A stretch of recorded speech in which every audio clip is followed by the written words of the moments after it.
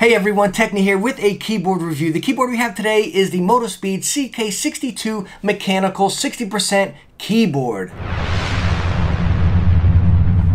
Now, yes, this is a tiny little keyboard, right? It's a little 60% format, which means all your shortcuts, your arrows, and your functions and everything are all within this little format here. You just got to do little shortcuts to get to all of them. Now, this keyboard is mechanical. I have the red switches. I believe it comes in red and blue. It's a little Outimu. I always say that wrong, but anyways, that's what they are, little Outimu switches in there. Now, this guy does run for right around 50 bucks, and at that price, I think you have a lot of features packed into this little guy here, right? Number one, you can use it wired or wireless via Bluetooth. Now, speaking of that Bluetooth feature right there, most of us are going to be using it wired, plugged in a computer, which is the way I use it, right? I'm never going to use the Bluetooth. But hey, I did test it out and it was fantastic. It was easy to use. As you can see, right here on the back of the keyboard, you can see a little switch right over here, on or off. That's how you're going to turn the Bluetooth on or off, and it pretty much powers it up. As far as battery life, I believe it says around 10 hours in the manual, but I honestly don't think many of us will be using it in Bluetooth. Again, it's a super cool feature. Say if you got your iPad or your phone right there, you're just trying to shoot some emails in bed. I mean, this guy is super tiny. Set it on your lap if you're on a trip. I mean, you can throw this guy right in your backpack and you are set. So it's, again, for me, I was kind of like, man, who would use it? But then again, when I saw the compact size, and I was like, shoot, I can, shoot some emails or, reply to some comments in bed or something.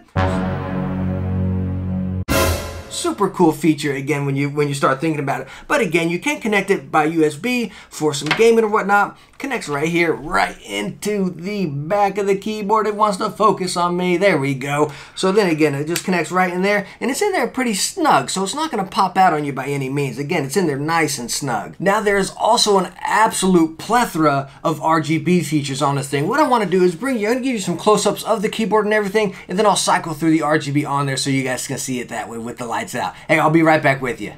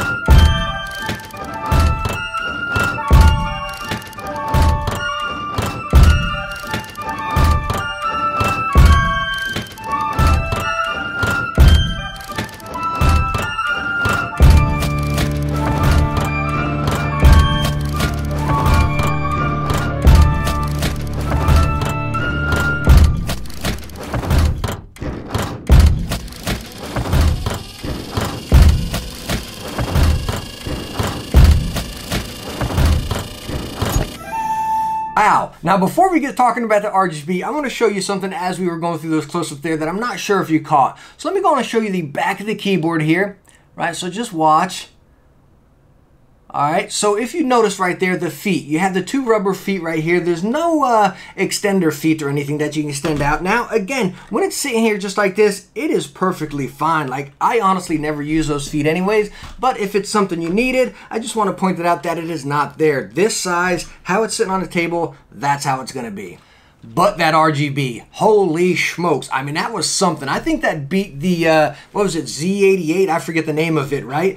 Just for the fact that you can cycle through all the modes. As you saw in those close-ups, I was going through each mode and then changing the color. So whichever mode it's doing, whether it's doing like the rain or the wave or anything like that, you can change it to every single color within there or just the rainbow colors, which is a cool feature because most keyboards do those kind of effects and you can just keep it at that one static rainbow color. When this guy, you can actually change it to whichever color you want. So if you want it all blue or all red, you'll still be able to do that effect with your colors. It doesn't have to look rainbow. So that's super cool. And the RGB is incredibly vibrant with this guy. Yes, I got all these lights going on right here, so you probably can't see it too well right now. Now, they can make the RGB sound incredibly confusing with this guy. Like, once you pop it out and you're kind of figuring out how to use the RGB, so you pull out your manual and you start looking at it, and it's like, holy smokes. Like, are you serious?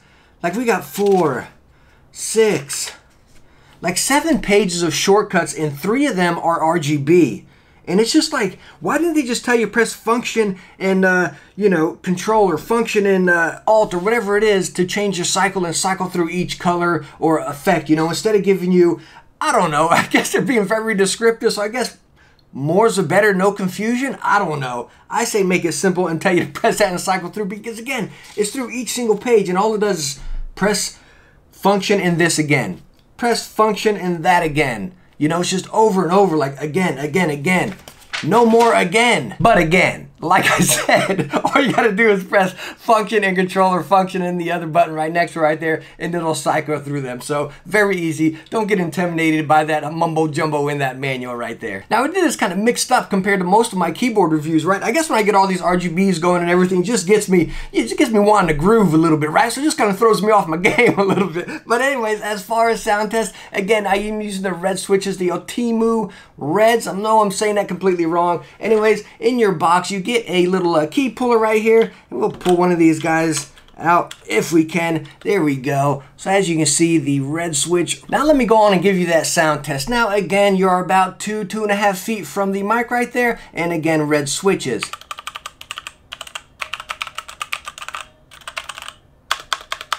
Now, just like the Z88, you get a slight tinny sound. It's not as bad as a Z88, but you do get it just a little bit. It's not an annoying amount. Like, honestly, I barely even paid attention to it, but if you get close to it and really look for it, you're going to catch it. But again, it's not an annoying amount or anything. The Z88 kind of drove me crazy. This one does not. Now, there is one thing I don't like about this keyboard. I mean, there's so many pros. Again, I think it's a fantastic keyboard. The build is solid. The sound is solid. The RGB is amazing. The price is right. The size is just awesome keyboard. But one thing really drove me crazy, and that's why I was telling you to pay attention to that spacebar and that sound test. Again, let me let you listen to it one more time. If you can tell the difference from the other keys and the spacebar right there, and what that was, let me pop it off here. Oof, there we go. So as you can see, you have your red switch right there.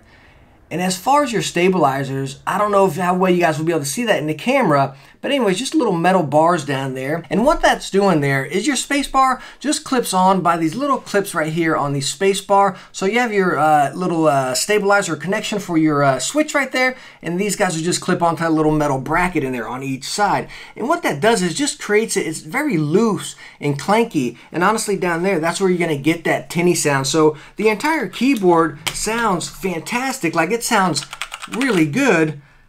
I just put that spacebar on backwards. Look at this HyperX. And when you get into some name brand, whether it be Corsair, SteelSeries, HyperX, they all pretty much use this feature here. So let me show you. As you can see, we got the red switch on this HyperX, and look at the stabilizers on that side. And then on that side right there. So they're like little mock switches. Sure, they're still going down there and probably gripping onto the same metal bar down yonder there, but you have the same switch, so you got the same movement as your main switch in the middle right there. So like little mock switches. And honestly, when you have this kind of setup, it feels very good. Every key feels the exact same. Now, that's not me saying it's a deal breaker by any means. I mean, this keyboard is fantastic. The build is solid. It's got some nice weight to it. The price is right? You're talking just right underneath 50 bucks. I mean, you can't go wrong with it. Are you buying a little bit of fluff? Sure, between the Bluetooth and the RGB, but it's really good fluff. Like, honestly, like I said before, when I first purchased it, I said, Bluetooth? What? Like, honestly, when I purchased it, I didn't even know it was wireless. When I got the box, I said, they sent me the wrong one? But anyways, I was like, that's kind of pointless. Like, I never used that. But then I started thinking, like, this nice compact size, like I said, throw it in your book bag for school, or if you're going on a trip. How about a laptop gaming keyboard? Wow, there we go. I mean, you couldn't go wrong with this, right? I mean, again, I think the fluff, I think there's value within the fluff of this keyboard, right? So again, you're getting some versatility with it, and I think at that price, I think you're getting a winner here. And again, like I stated earlier, it does come in the red and the blue Altimu switches, and it does come in a black and a white model of the keyboard. And again, just right underneath 50 bucks on Amazon. I'll leave that link right down in the description for you, is right down there. But hey, thank you all so much for watching this review on the MOTOSPEED CK62 60% mechanical gaming keyboard. Hey, I hope you liked it. If you did, hit that thumbs up, and don't forget to subscribe for future tech videos. Hey, I hope I catch you in the next one. Bye now.